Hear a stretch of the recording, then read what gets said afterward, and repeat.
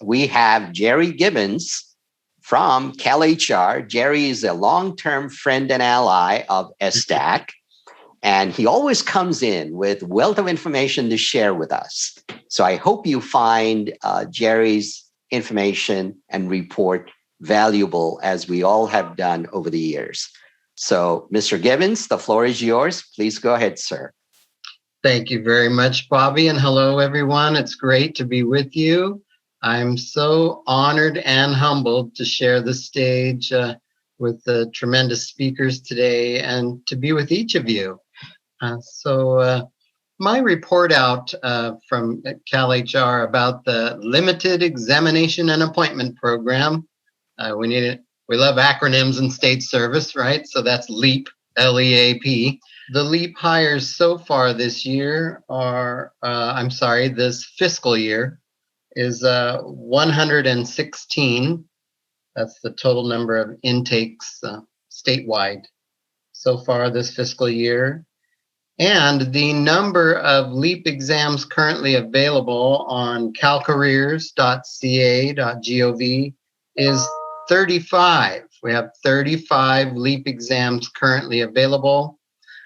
Quite a few have been added in recent months, specifically several of the IT classifications. And so I'm happy to see that number grow. As you may know, LEAP is simply an alternate and optional type of state civil service exam for people with disabilities. It's basically, let me back up. So Department of Rehab kindly issues the LEAP certification for people to participate. That is a first step. The LEAP exams are basically in two parts. I sort of informally refer to it as the Limited Examination and Appointment Program because there are basically two appointments. After an individual passes the LEAP exam, that is specifically known as the Deep Breath Minimum Qualifications Assessment / Readiness Evaluation, but if we could please refer to it as the MQ assessment, that really helps save on breath here.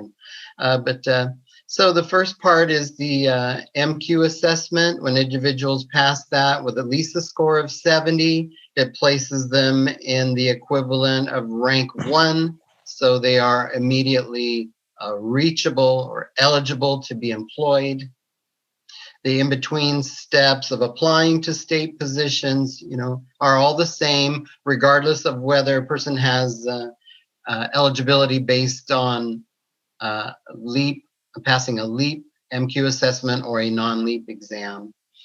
They find the vacant positions, follow the instructions to apply. If invited to interview, they participate in that selection process.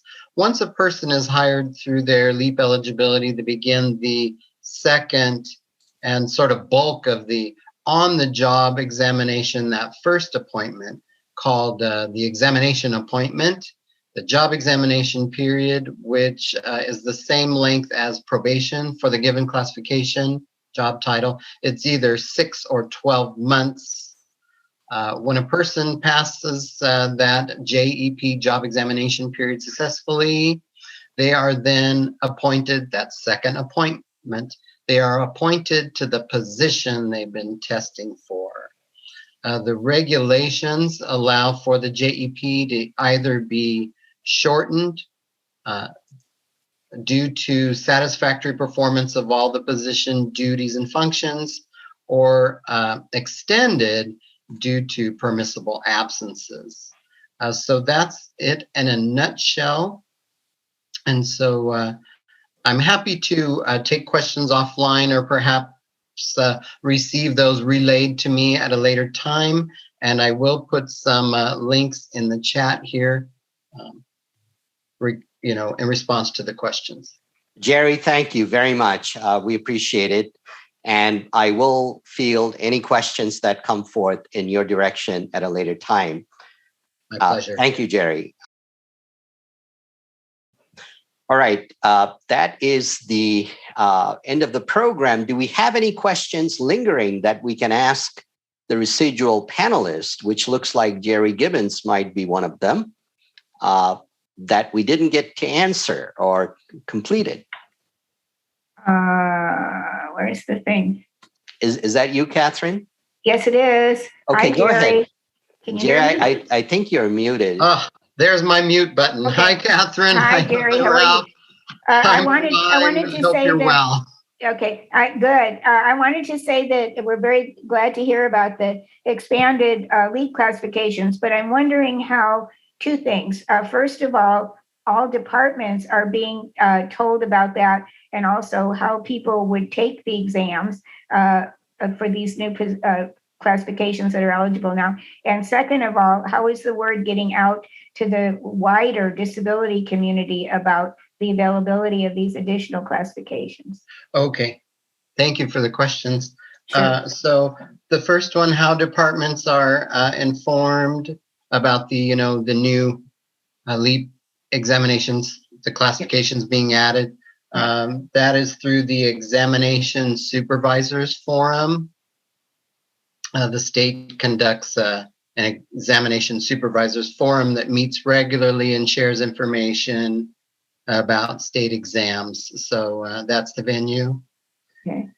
And how is the wider disability community being informed? So this is one avenue. I am connected to representatives with Department of Rehabilitation. I mentioned earlier that there were a couple of sessions that I was honored to present LEAP information just recently to the business service. I'm sorry, I don't have the title right. It's okay. Oh, that's all right. Just generally, just tell us. Yeah. Business service specialists who, this was a statewide meeting. Okay. Strictly DOR staff, but then Okay. another recent presentation also included service providers, I believe, job developers, Okay. and supported employment agencies who also attended a similar meeting with DOR staff. Okay. Thanks. We can talk Certainly. to DOR. I think it's important that people get the word out there that may not be connected with DOR, because there may be some people who have been looking for work for a really long time and their case with DOR is closed or whatever, that might be interested in those. But we can continue to talk to you all as well as talk to DOR folks about how to get that word out about that good news, because that's wonderful. So please, thank you. It's great to continue our partnership. Yeah. Yes, thank you. This, Ralph, my question actually wasn't directly for Jerry, although he might be able to answer it, or maybe you can, Bobby. I saw something on the agenda about this statewide diversity and equity committee, and I was just curious about what that group is doing, and you had some information in the agenda about how people could get involved in that, and where they are in their process of getting that set up. Great. I'll be happy to respond to that in a second. I want to make sure that we're not tying up Jerry. Do we have any more questions for Jerry at this point? Yes, actually, LJ Gutierrez says, what classifications beside SSA serve 210-day job examination period? Okay, I must admit, I saw that question earlier and I'm not clear what it means. Besides SSA 210. Well, okay, so the classification staff services analyst, now forgive me for rambling just a little bit, but I want to start with several years ago, there was a law that eliminated probation for LEAP candidates. So I'm going to use the term probation, but I wanted to say that first. So the length of probation for staff services analyst is 12 months. That is also the length of the job examination period. Off the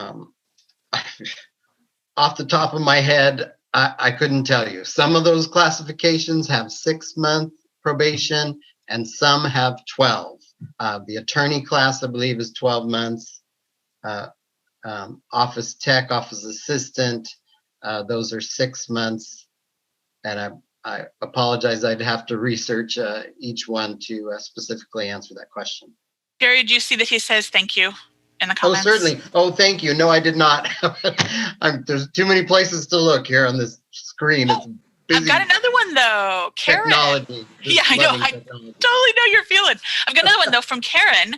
Once hired by the LEAP program, I just want to make sure that it's clear. For promotions, you can't use LEAP? That's a good question. Oh, good question. I want to turn that around. There's a lot of misinformation out there. No, certainly, once a person, passes their job examination period and let's say their first state job, they may certainly take a higher level LEAP exam to promote. The LEAP certification that is issued by Department of Rehab, that never expires. It's always in place. So that individual, that LEAP certified individual is always welcome. The door is always open to take higher level LEAP exams in order to promote. Thank you very much. I never knew that. And so applying for promotions, with people with disabilities, that's going to be something I'm going to take back to our committee and let everyone know. Wonderful. I'll just throw out there sometimes people think that if they're certified for LEAP, that they're restricted to only the LEAP exams. People who are LEAP certified are welcome to take also the non-LEAP exams as well. Thank you so much, Jerry. Certainly. Dan Clark had his hand up. I'm sorry. Dan, do you have a question to ask Jerry? No, I just wanted to make that clarification that Jerry just made, because I sometimes hear a lot of people say, "Oh, I'm LEAP, and so like I have to go for a LEAP promotion," and that's not the case. LEAP is just a way of introducing people into the door and getting work service. And that yes, they could go for another LEAP, which is nice to hear if it's a higher promotion, but I think an individual should realize they can go for any job that they feel they're qualified for. If they find something that's not in the LEAP category, but it's in there, they have the background and knowledge, go for it. So don't limit yourself. I find some people always limit themselves to the LEAP classification, and I think that's undercuts their ability to move ahead. And we have one question on the chat that says, question for Jerry on how, if information gets out through workforce development system. Hi, this is John. I'm the one who put that question in. So I work for EDD, not in the workforce branch, but I know that the workforce branch puts out a lot of information about various job opportunities. It's actually, I also serve as a labor representative for SEIU 1000 on the Alameda County Workforce Development Board. So my question is, to what degree does the LEAP program seek to get the information out through those channels in the workforce development arena? Okay, John, I will admit that I'm not aware, but perhaps this is an opportunity for us to partner and get more information out through more channels. Sounds good.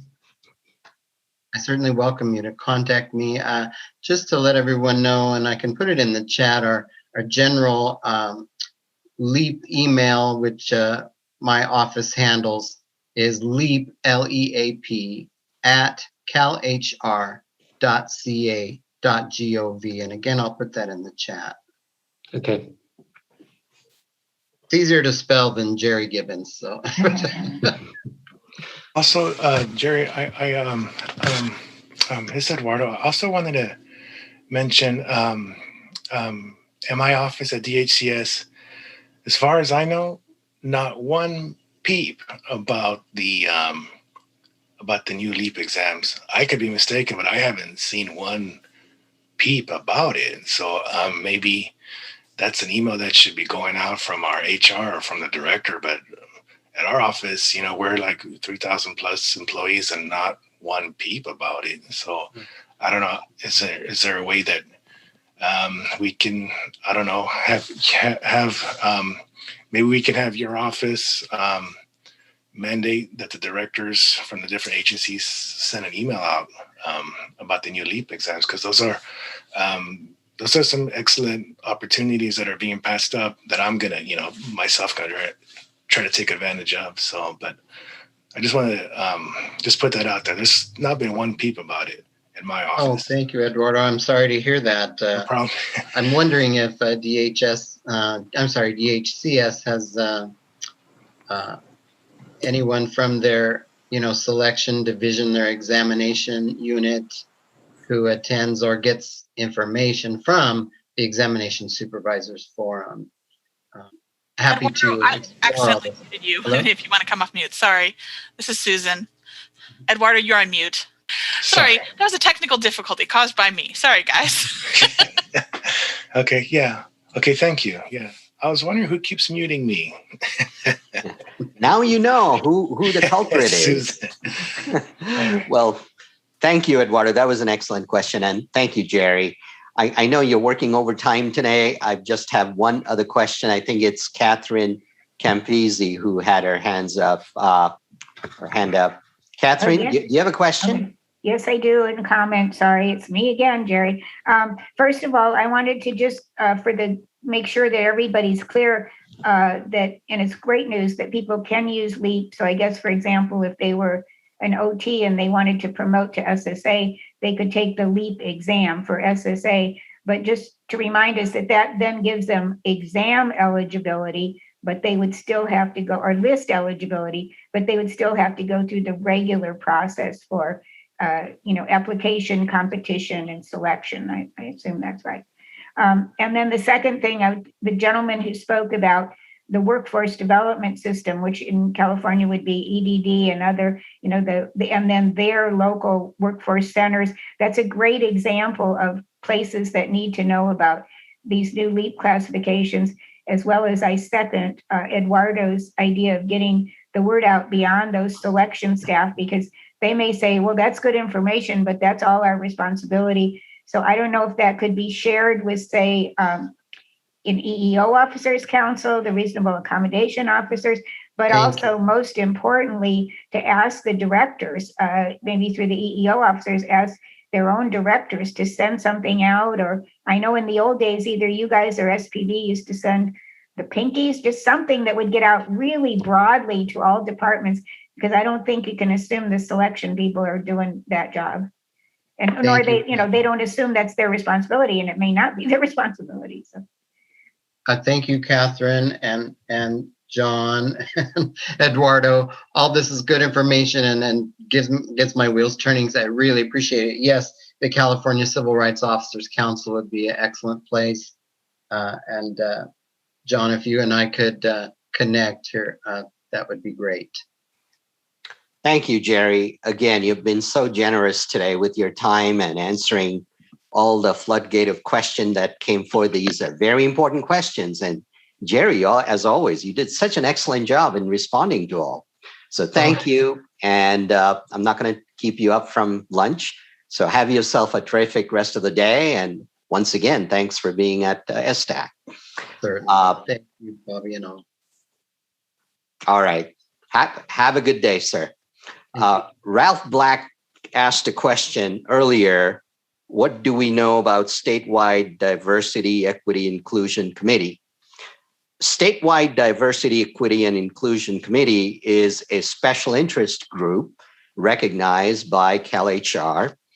And they're like any other special interest group. Their mission is to provide leadership and education regarding all dimensions of diversity, equity, and inclusion within California State Services to achieve equitable work cultures. So this item on the agenda, item number 5, is essentially an ad that they placed. They wanted me to promote and notice everyone that if anybody's interested in applying to subscribe to their mailing list, that's one. And 2, the second ask that they have is they're also recruiting steering committee members And the applicants for the steering committee membership may contact Desiree Lamar, and her contact information is listed on the agenda. So that's all the information I have, Ralph. They're not really associated with any formal appointment through the governor's office or anyone else. They're a special interest group interested in promoting statewide diversity, equity, and inclusion. And like-minded people join their committee, serve on their committee, and make recommendation to the powers to be. That's the extent of the knowledge that I have. I hope that answers that question. If you have any more inquiry, please feel free to contact Desiree Lamar at the phone number listed on the agenda, or she also has an email address.